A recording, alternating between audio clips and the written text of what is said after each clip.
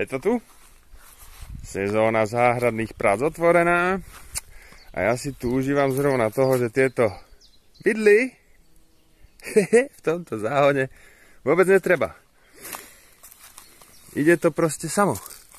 Stačí mi rukou zabrať burinku, zaklepať, vyťahnuť a je onku.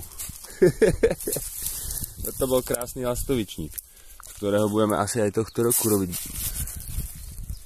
Aha, šup, bez nejakéhokoliv tlačenia, ťahania, nádherne to ide samo.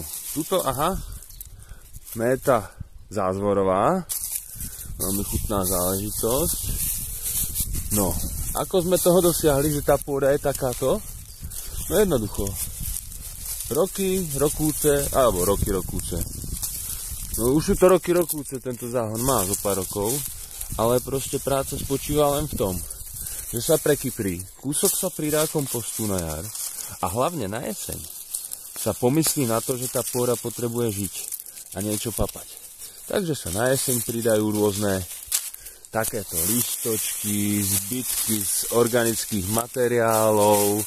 Zároveň veľmi rád pridávam aj takýto kúsok kravinca priamo na pôdu, lebo zistený som, že z experimentov, ktoré pravidelne teda na záhrade prebiehajú, tak sa ukázalo, že proste ten kravinec prinesie, aha, myši nemali čo žrať, tak zožrali púpavu. Schválne, či sa ešte chytí. Uvidíme. Púpava na záhrade vôbec nevadí. Naopak lastovičník trošku nevyhovuje. No a čo sa mi tu krásne množí, tak je táto perfektná méta. Méta. No nicméne, vidíte to? Takto si môžem poriť svoju pôdu rukami. Je kyprá, takže keď budem chceť, tak ideme. Aha, dažďovka. Tu som asi vyrušil. No, už tam cez zápestie bez problému.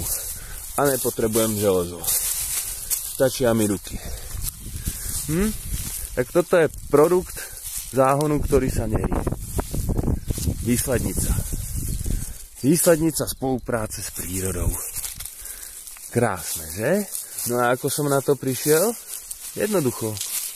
Trávim každý deň v lese. A v lese je to proste takto. V lese si vytvára každý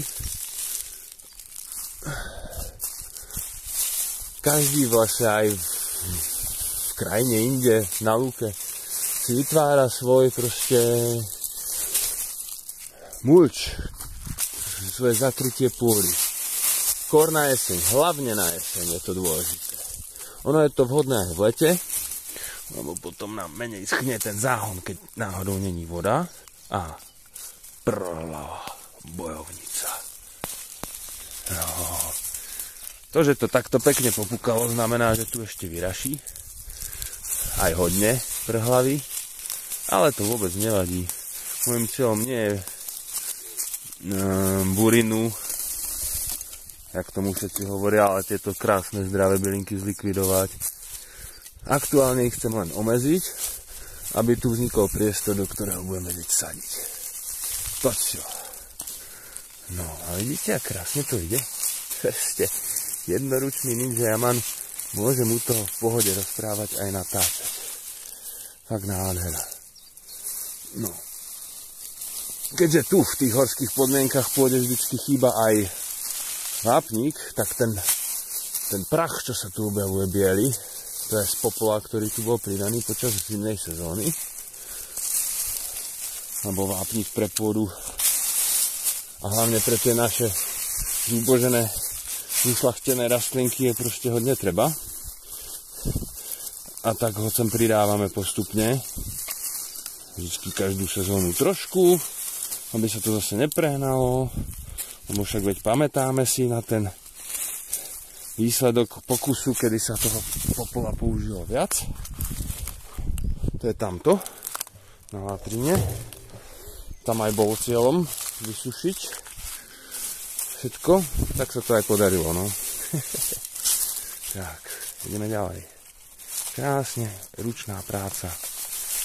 Netreba žiadne stroje, nádhera. Tak, a keďže toho mulču tu mám fakt, že do rezervy, to mi vôbec nevadí, keď nejaký náhodou vyhodím. Tak, no. Ako vravím, cieľom nie je sa tu úplne zmeniť povrch na to, čo majú radi ostatní záhradkári, na taký ten mŕtvohnedý. Naopak, môjim cieľom je, že všetko zostane vlastne tak, ako bolo. Záhon po mojom nerytí bude vyzerať ako, že bol nerytý.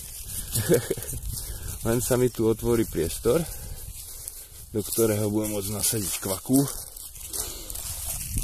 vodnicu a reďkovky. Lebo v tomto záhone minulý rok dominovali hlavne plodové rastlinky a tak to môžem urobiť teraz krásne do korienkov. Tak, takéto parády ako to lajno ešte túto takto krásne rozdrolím. Ináč všimnite si, aký je to materiál. Chápete? To není, že hovno. To je proste sušená, fermentovaná tráva. Úžasné, že? No nádhera. Dobre. Myslím, že takto ten záhon môže zostať. No, tak čo vy na to? Nádherné? OK, môže to byť. Tu nechávam pokusne, či sa chytí. Jednu, tú druhú púpavku. No a tu v tejto časti si nechávam tretiu. Okay. Toto je